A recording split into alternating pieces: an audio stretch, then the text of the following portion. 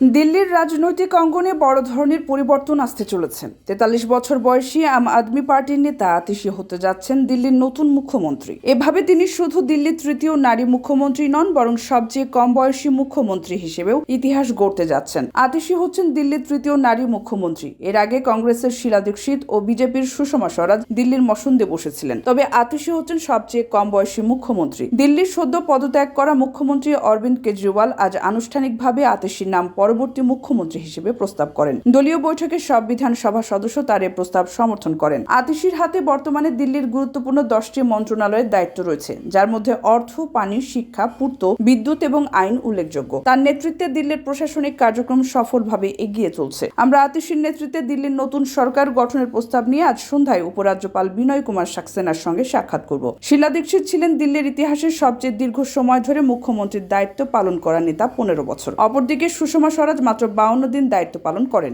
দিল্লির নতুন অধ্যায়ে আতিশীর ভূমিকা কেমন হবে তা দেখার অপেক্ষায় আছি। ভারতীয় রাজনীতিতে নারীদের এই অগ্রযাত্রা আরও এগিয়ে যাবে বলে আশাবাদী।